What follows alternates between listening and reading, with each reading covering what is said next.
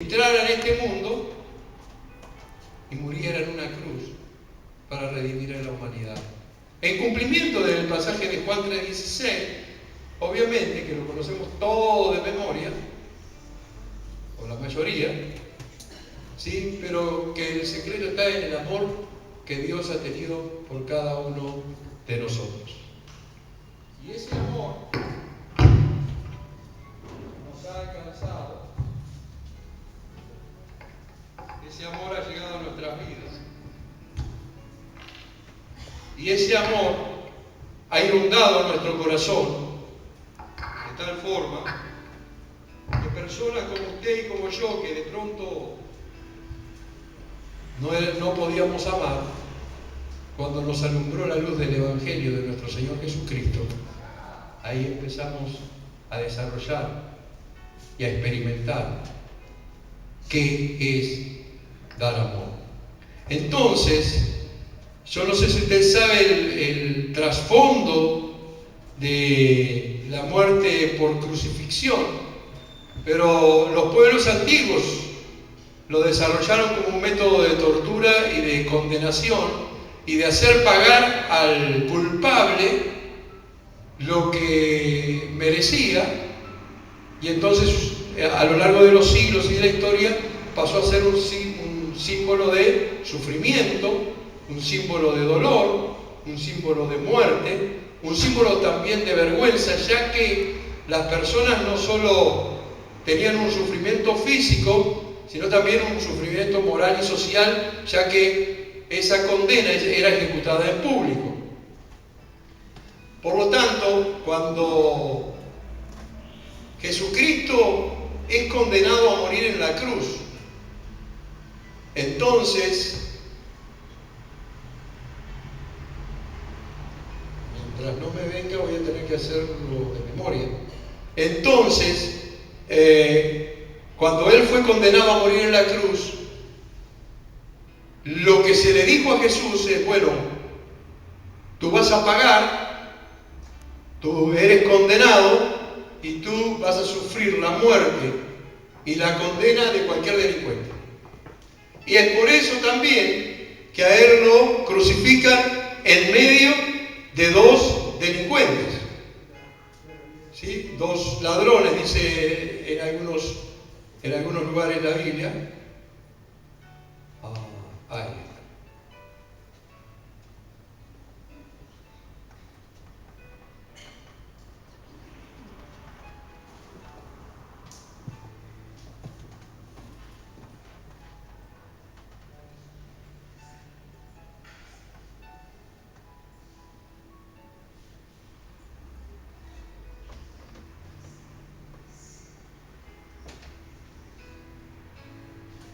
Téngame paciencia, hermano, estoy buscando el documento.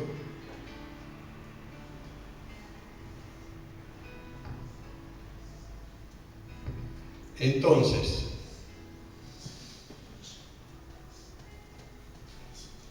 recalculando. Les hablaba entonces que a Jesús lo crucificaron en medio de dos delincuentes, de dos ladrones, y entonces, en suma, Él era un delincuente más, o era visto como un delincuente más. Pero, sin embargo, esa cruz que fue símbolo de dolor, de sufrimiento, de vergüenza, es un símbolo ahora del cristianismo. Y es un símbolo ya no de dolor, ya no de sufrimiento, ya no de vergüenza. Hoy día es la mayor muestra del amor de Dios por la humanidad. Cuando nosotros miramos una cruz, en nuestra concepción y en nuestra mente se desarrolla toda una serie de pensamientos que nos llevan precisamente a lo que motivó a Dios a enviar a Jesús a la cruz, y fue su gran amor. Por lo tanto, la cruz pasó de ser un símbolo de dolor, de muerte, de sufrimiento, a ser un símbolo de vida, un símbolo de gozo, un símbolo de fe, un símbolo de esperanza y el mayor símbolo del amor de Dios por la humanidad. Es decir, cuando viene la gracia de Dios en la persona de Jesucristo, Y la persona de Jesucristo, a través de la gracia de Dios, es colocada en esa cruz. La cruz es conquistada por la gracia de Dios. Y ya no es más el símbolo aterrador que era, sino es el símbolo de la bendición de Dios. Ya que a partir de la muerte de Cristo en la cruz, esta pasó a ser símbolo de victoria sobre el pecado y sobre la condenación. Cuando nosotros pensamos en la cruz, cuando nosotros vemos la palabra de la cruz, podemos entender y comprender que gracias a la muerte de Jesús en la cruz, usted y yo tenemos la victoria sobre el pecado, tenemos la victoria sobre la condenación, tenemos la victoria sobre el mal. ¿Por qué? Porque Cristo conquistó la cruz. Entonces, no en vano Pablo dijo que lejos esté de mí gloriarme, sino en la cruz de nuestro Señor Jesucristo. Y vaya que el apóstol Pablo sí que fue impactado por el mensaje de la cruz. Usted recuerde, capítulo 7 del libro de los Hechos, están asesinando a pedradas al primer mártir de la iglesia cristiana, que fue Esteban, por testificar del amor de Dios, por hablar del mensaje de Cristo. Lo están apedreando, lo están lapidando, y dice la Biblia que cuando lo terminaron de matar, trajeron sus ropas a los pies de un joven llamado Saulo.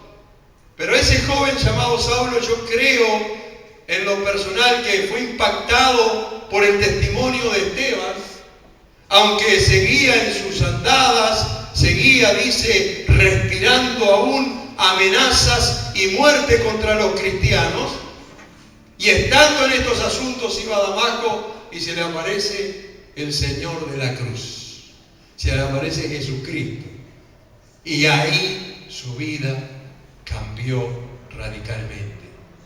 Así que con él también, con Pablo, podemos decir nosotros, creo yo, con Cristo estoy juntamente crucificado.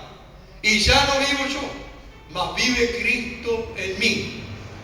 Lo que ahora vivo en la carne, lo vivo en la fe del Hijo de Dios, el cual me amó y se entregó a sí mismo por mí. ¿Cuántos pueden decir eso? ¿Cuántos están crucificados con Cristo? Nuestro viejo hombre tiene que estar crucificado con Cristo. Nuestra vieja criatura tiene que estar crucificada con Cristo. Y el texto central que vamos a estar utilizando en esta tarde se encuentra en Lucas 23, del 32 al 47. Lucas, capítulo 23, versículos 32 al versículo 47.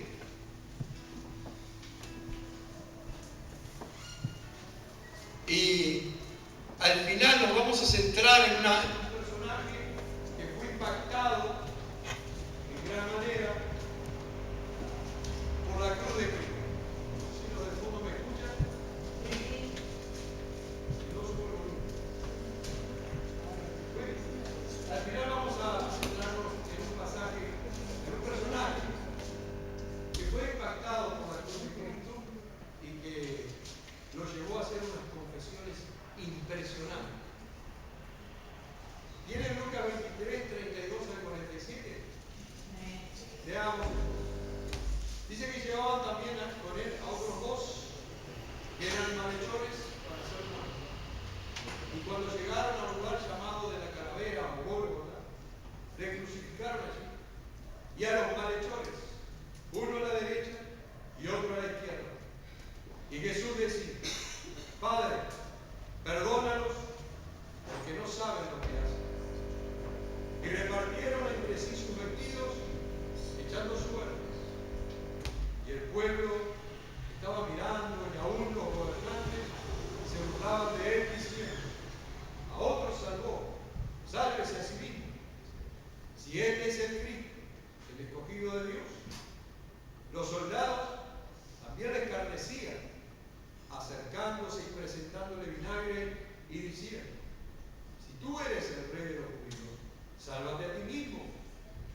Había también sobre él un título escrito con letras griegas, latinas y hebreas. Este es el rey de los judíos. Y uno de los malhechores que estaban colgados le injuriaba diciendo: si tú eres el Cristo, sálvate a ti mismo y a nosotros. Respondiendo el otro le reprendió diciendo: ¿ni aún temes tú a Dios estando en la misma condenación?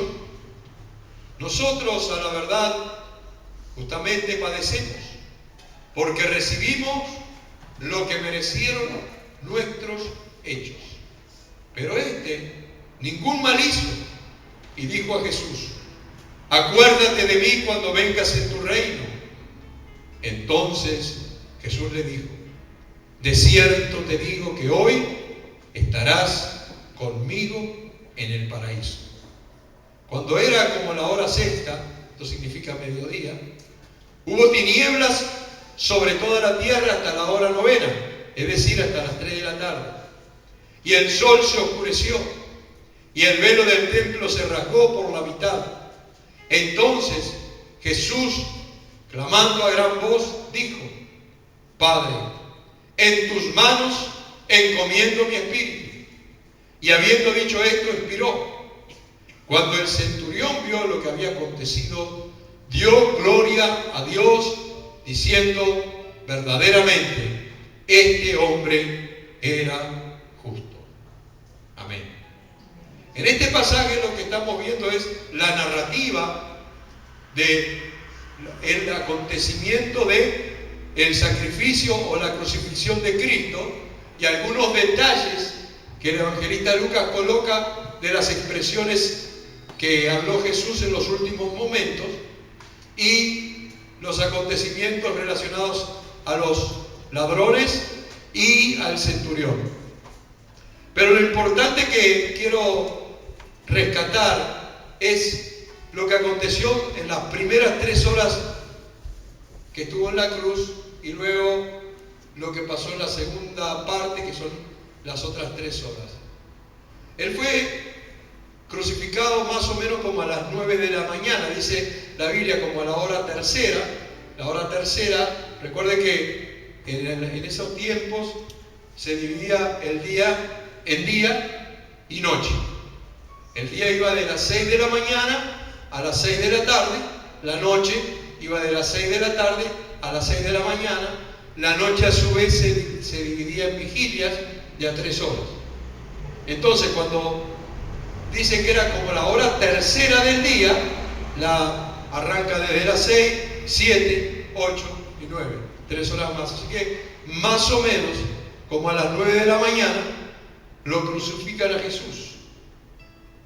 Pilato puso un título: Jesús, Rey de los Judíos, como inscripción sobre la cruz en 3 idiomas. Los romanos, hasta los romanos, los tipos de cruces eran muy variados, pero los romanos establecieron el sistema de la cruz esa que le sobra una parte hacia arriba para poner encima la causa por la cual la persona era condenada. Como Jesús no tenía ningún delito, Pilato le puso de lo que se le acusaba, de ser el rey de los judíos, y entonces lo hizo en 3 idiomas, en los 3 idiomas reconocidos en ese tiempo: el idioma oficial del imperio, que era el latín; el idioma del pueblo hebreo, que era el hebreo; y el idioma del pueblo común, que era el griego koiné. Y en esos 3 idiomas se escribió el título: este es el rey de los judíos. Aunque Pilato lo hizo de una forma de burla, lo que él no estaba sabiendo, que en realidad él estaba diciendo una gran verdad. Pero se quedaba corto, porque Jesús no es solamente el rey de los judíos. Él es el rey de reyes y es el señor de señores. Él es el rey del universo, el rey de todos los seres humanos. Aunque no lo reconozcan, Él es el que gobierna los destinos de la humanidad. Los soldados sortearon la ropa de Jesús y ellos pensaban que estaban cumpliendo con una costumbre de ellos, pero estaban cumpliendo con una profecía del Salmo 22:18, escrita centenares de años antes, la cual dice: repartieron entre sí mis vestidos y sobre mi ropa echaron suertes. Uno de los malhechores puso su fe en Jesús y fue salvo en las últimas horas de su vida, lo que nos da una enseñanza crucial a nosotros, hermanos, que aunque hay un dicho popular en el mundo que dice: mientras hay vida, hay esperanza, para la salvación es clave que usted lo sepa. Mientras la persona está viva, hay esperanza de que acepte a Jesucristo como su Señor y Salvador. Y hay muchísimos casos de personas que en el último instante de su vida, que en los últimos momentos de su vida, le han abierto el corazón a Jesús. Así que este hombre estaba condenado, iba a morir, pero confesó a Jesús y le dice: acuérdate de mí cuando vengas en tu reino. Y Jesús le dijo: de cierto te digo que hoy estarás conmigo en el paraíso. El hombre pudo experimentar el perdón de sus pecados. Pero el otro delincuente, el otro condenado, juntamente con los enemigos de Jesús, le hicieron burla cumpliendo otra profecía. Ellos pensaban que se estaban mofando por libertad, que se estaban mofando de Jesús porque ellos eran mejores. Pero la verdad es que eso había sido profetizado también centenares de años antes en el Salmo 22, 7 y 8 y en otros salmos. Pero en el versículo 7 y 8 del Salmo 22 dice: todos los que me ven me escarnecen, estiran la boca, menean la cabeza diciendo: se encomendó a Jehová, líbrele él, sálvele, puesto que en él se complacía. Profecía. De hecho, en el momento del juicio y de la condenación, muerte, sepultura y resurrección de Jesús, se cumplieron decenas de profecías que fueron escritas en la antigüedad. Jesús pronunció entonces 3 frases importantes en las primeras 3 horas de la cruz. O sea, en esas primeras 3 horas solo dijo 3 frases. Y toda con relación a hombres.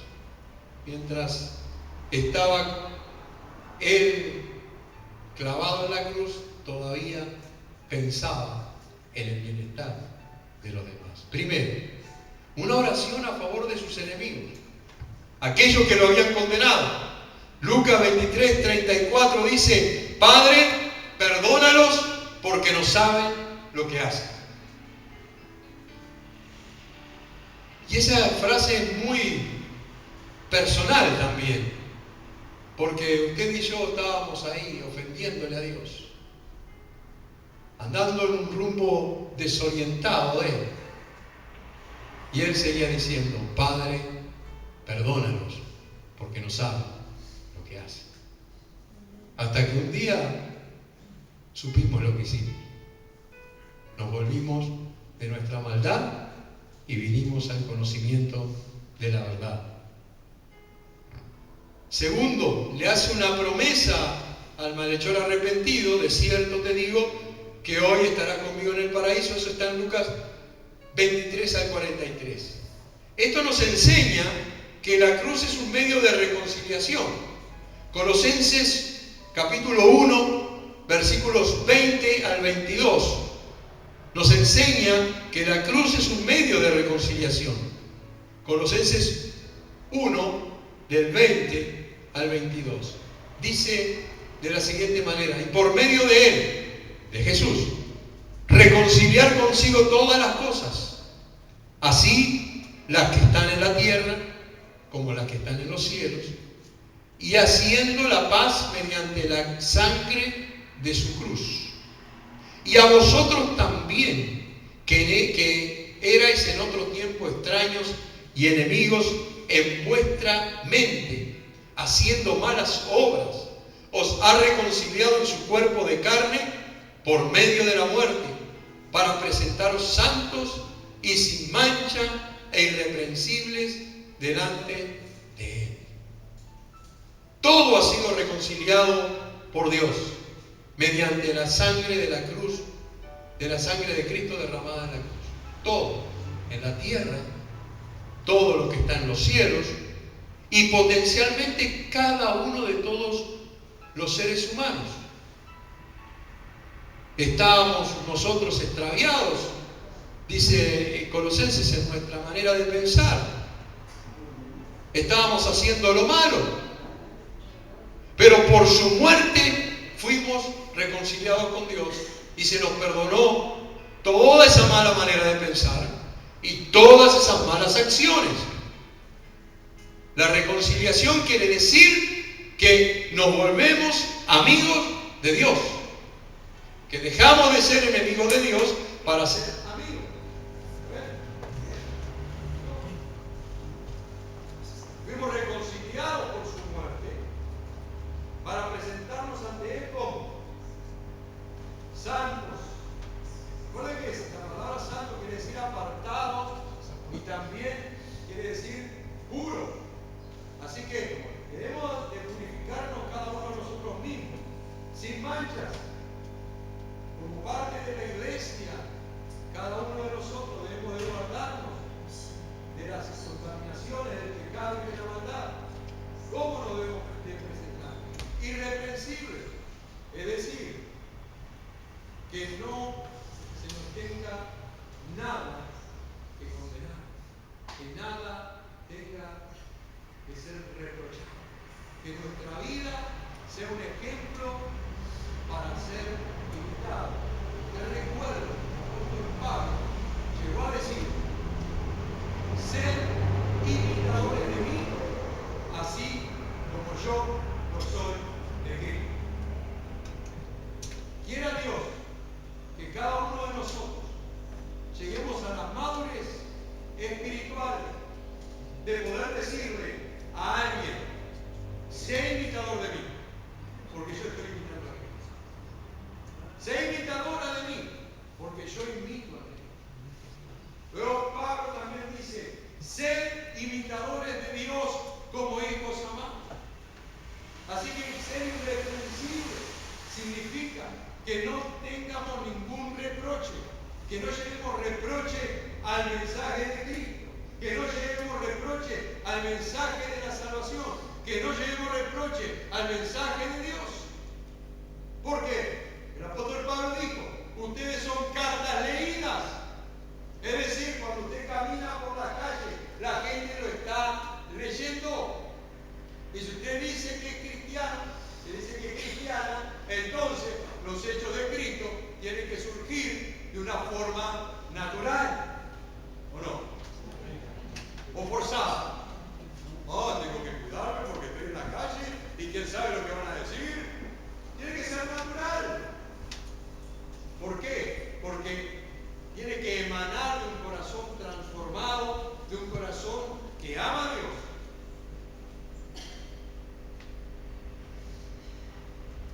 Tercer palabra de expresión: encomendó la vida de su madre al apóstol Juan.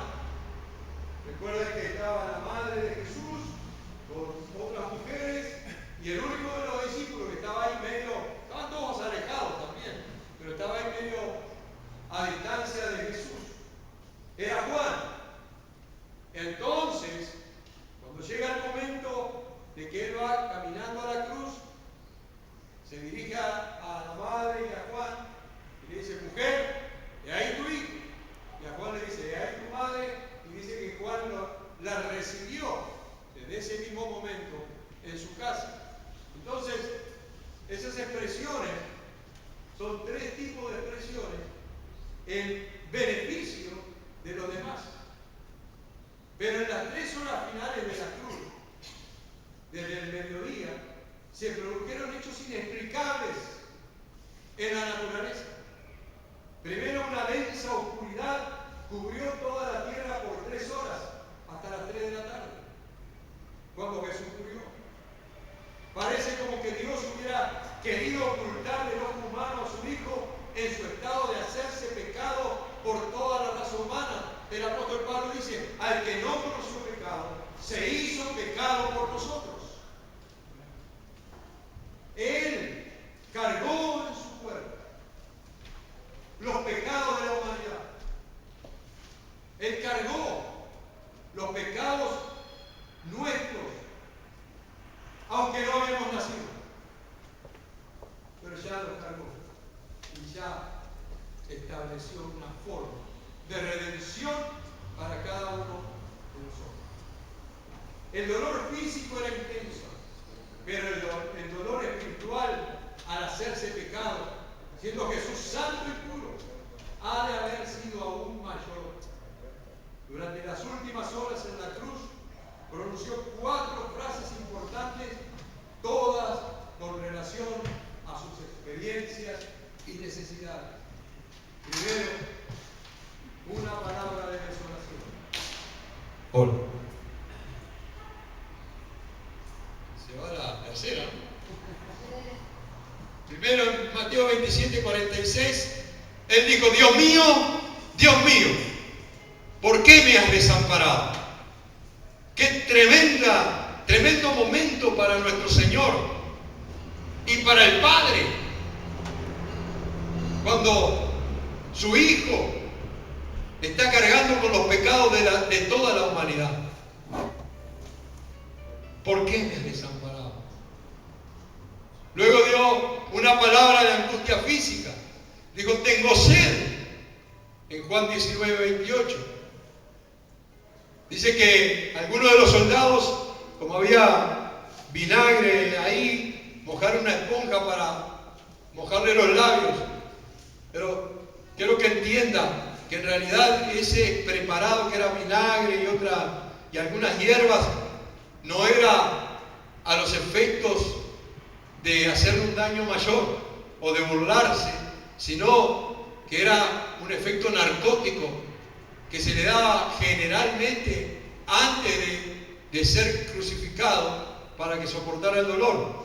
Aunque era trágico, igual tenía cierta misericordia, porque imagínense, no son dolores fáciles de tolerar. ¿Alguien se ha clavado un clavito? Una chinche. ¿Alguien se ha clavado una chinche? ¿Sí? Y duele, ¿verdad? Imagínense esos clavos. O cosiendo bueno, yo coso también, así que. Y me he pinchado más de una vez. Y duele. Imagínense esos clavos, lo que dolería. Entonces se le daba ese preparado para que tolerara, se adormeciera un poco el dolor, que no se sintiera. Pero también, y esto es lo interesante, que cuando Él está muriendo,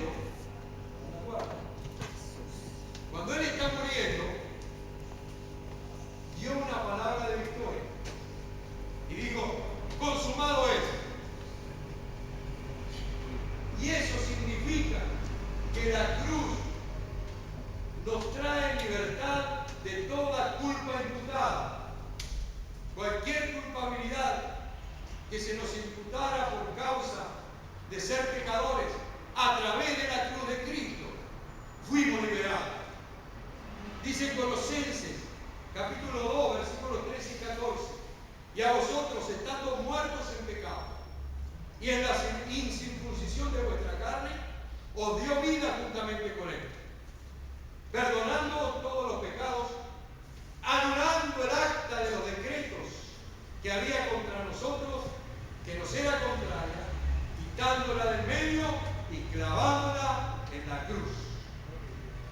Hay un acta de decretos, hermanos, que establecía a través de la ley de Dios que todo aquel que pecare ciertamente morirá. Pero vino Jesús y conquistó la muerte, y conquistó el pecado, y conquistó la condenación, y conquistó la cruz, y a través de conquistar la cruz nos dio la libertad de cualquier culpabilidad que el pecado quiera traer sobre nosotros. Todo aquel que mira a Cristo, todo aquel que viene a Cristo, todo aquel que proclama el nombre de Cristo, es libre de cualquier culpabilidad, es libre de toda condenación. Y eso es motivo de agradecimiento. Nosotros todos estábamos muertos en nuestros pecados. De hecho, Efesios 2:1 nos dice que Jesús nos dio vida a nosotros cuando estábamos muertos en nuestros delitos y en nuestros pecados. Nosotros éramos incircuncisos de carne y de corazón. De carne porque no éramos judíos, pero de corazón porque éramos pecadores. Y vino Jesús e hizo la circuncisión de corazón que necesitábamos para ser transformados. Y Cristo nos dio vida juntamente con Él al perdonar nuestros pecados y al anular todo tipo de condenación que pesara sobre nosotros por causa de la ley. En otras palabras, toda desobediencia fue clavada en la cruz del Calvario.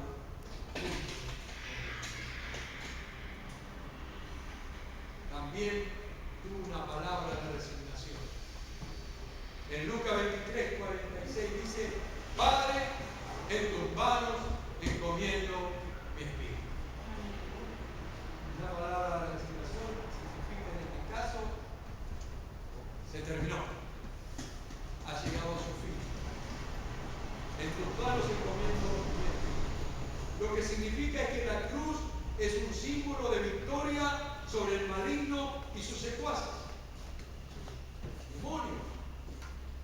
Colosenses 2:15 dice: y despojando a los principados y a las potestades, los exhibió públicamente, triunfando sobre ellos en la cruz del Calvario. Jesucristo en la cruz derrotó a todos los poderes de la tierra, a todos, de manera que ahora cada hijo de Dios puede tener victoria al clamar al nombre de Jesús, aún en medio de sus batallas más cruentas. El término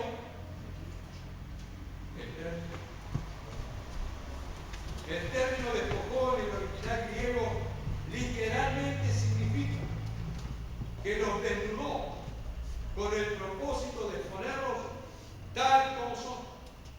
En otras palabras, los dejó sin nada y así los ha exhibido y expuesto y derrotado, y eso lo ha hecho públicamente. Es decir, que entonces nosotros sí tenemos batalla, el diablo viene contra nosotros, pero tenemos la victoria asegurada, porque estamos peleando contra un enemigo que ya fue derrotado por Jesucristo y fue avergonzado por Jesucristo, porque lo desnudó y lo mostró tal cual es, públicamente, y ha triunfado sobre todos los poderes de las tinieblas en la cruz del Calvario. Entonces, para ir finalizando, quiero mostrarles el impacto de la cruz de Cristo sobre una persona. El impacto de la cruz de Cristo ha generado la transformación de millones de personas a lo largo de la historia. El centurión romano, luego de presenciar la crucifixión de Jesucristo y los acontecimientos sobrenaturales en torno a su muerte, pudo declarar: verdaderamente, este era Hijo de Dios. Como leímos en Lucas 23, del 44 al 47, la Biblia nos dice: cuando era como la hora sexta, hubo primero tinieblas sobre la tierra, hasta la hora novena. El sol se oscureció y el velo del templo se rasgó por la mitad. Entonces Jesús, clamando a gran voz, dijo: Padre, en tus manos encomiendo mi espíritu. Y habiendo dicho esto, expiró. Cuando el centurión vio lo que había acontecido, dio la gloria a Dios diciendo, verdaderamente este hombre era justo.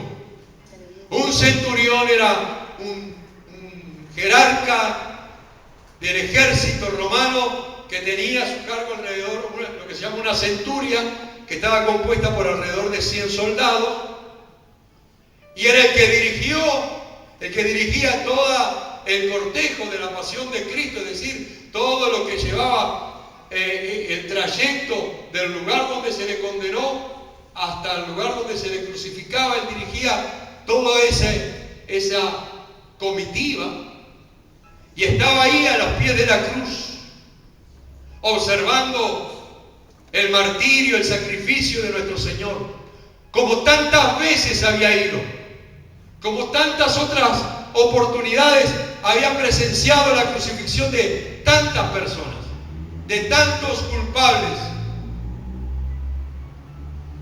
Pero ahora era diferente. Ahora era diferente y lo estaba por comprobar. La Biblia dice que cuando él experimentó el temblor de tierra, experimentó que se puso en tinieblas todo el cielo, experimentó todo ese mover sobrenatural, él dice que primero dio gloria a Dios. Estamos hablando de un soldado romano, gentil, pero él dio gloria a Dios y confesó que Jesús era el Hijo de Dios. Ese hombre entró bajo una convicción poderosa del Espíritu Santo y se convirtió en mismo a los pies de Cristo. No sabemos qué fue de él después, pero su primera impresión fue una confesión que salió de su corazón. Así que lo que provocó el impacto de la cruz en este hombre es que diera gloria a Dios, que confesara que Cristo era justo, aunque la mayoría de los evangelios dicen que confesó que era el Hijo de Dios. Además, los evangelios declaran que al momento de morir Cristo hubo un terremoto. La pregunta que nos surge aquí, para nosotros, como una aplicación personal, para cada uno de los que estamos aquí, seamos cristianos o no seamos cristianos. Quizás aquí entre nosotros hay alguno que no es cristiano. Y cuando nos referimos a cristianos, no nos referimos a personas que van a una iglesia, sino personas que han aceptado a Jesucristo como su Salvador personal y le han pedido perdón por sus pecados. La pregunta es, ¿cómo ha impactado la cruz de Cristo en nuestras vidas? Nosotros podemos declarar junto al apóstol Pablo que con Cristo estoy juntamente crucificado.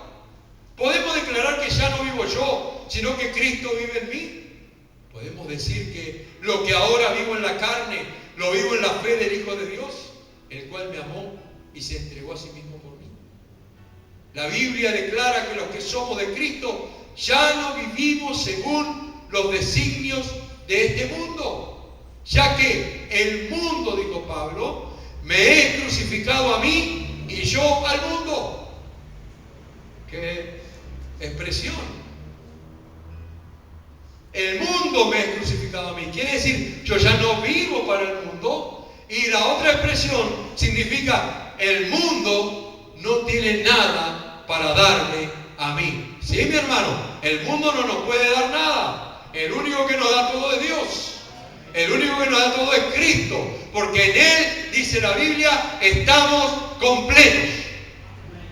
Así que no esperemos nada de este mundo. Esperemos todo de Cristo Jesús. Gálatas 6:14. Y en Gálatas 5:24, el mismo apóstol declara que los que son de Cristo han crucificado la carne con sus pasiones y sus deseos. Por último, debemos notar otro gran impacto que tuvo y tiene la cruz, en particular para los creyentes. Los evangelios, entre los hechos sobrenaturales que relatan que acontecieron al momento en que Jesús expiró destacan un hecho particular. En Mateo 27, versículos 50 y 51 declara: mas Jesús, habiendo otra vez clamado a gran voz, entregó el Espíritu, y he aquí el velo del templo se rasgó en dos de arriba abajo.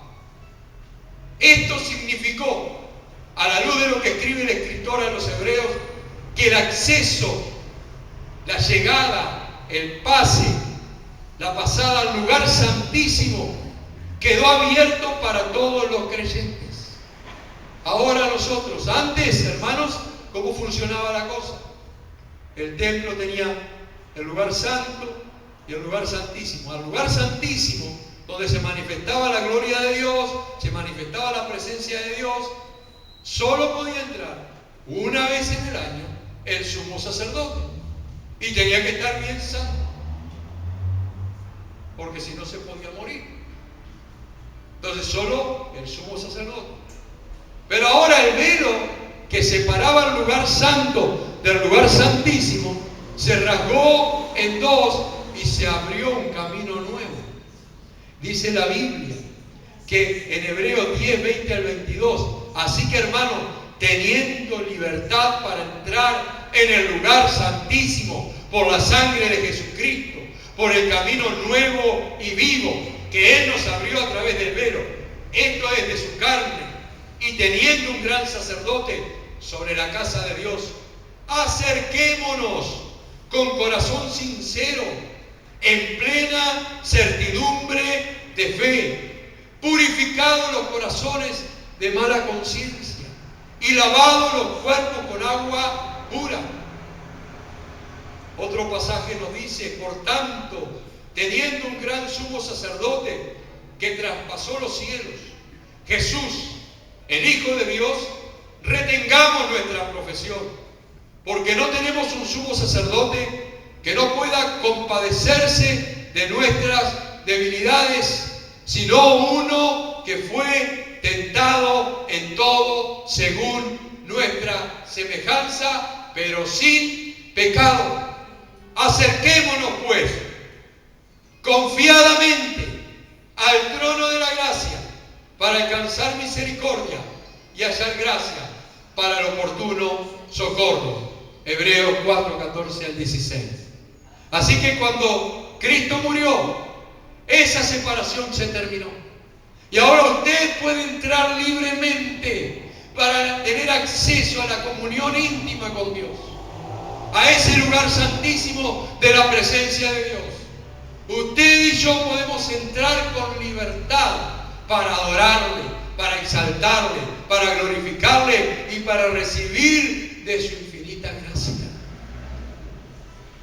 Así que lo único que me queda por decir es que si usted quiere acercarse a Dios, hoy es un día especial. Yo no sé si hay alguien que ha venido por primera vez acá, porque yo no los veo muy bien a todos, pero si hay alguien que ha venido por primera vez y que no conoce a Cristo y quiere entregar su vida a Cristo, levante su mano ahí solo para que yo sepa, hágame así, salúdeme, tíreme un beso, no sé, póngase de pie o algo, así yo sé, así podemos hacer una oración. ¿No? Bien, ¿son todos cristianos? Ustedes saben que pueden acercarse con confianza al trono de la gracia. Ustedes saben que pueden llegar ante Dios con total certidumbre de fe. Y dice el escritor a los hebreos que leímos recién: por el camino nuevo y vivo que Jesucristo nos abrió. Si quieren pueden pasar a este lugar para que oremos, pero lo importante es que usted tenga un encuentro personal con Dios en esta tarde. En esta tarde usted pueda abrir su corazón y llegar ante el lugar santísimo, que no es un lugar físico, ya no es un lugar físico como era en el templo, es el lugar donde habita su presencia, la presencia de Dios, y donde Él quiere manifestarse. Así que si usted quiere pasar aquí, o quiere arrodillarse ahí, o quiere pararse ahí en su lugar, lo invito, hágalo con todo, en plena, como dice la Biblia, en plena certidumbre de fe. Mientras tanto, invito al pastor para que pueda pasar y ayudarnos en la administración. ¿Sí? Así que, ¿cómo impacta la cruz en su vida?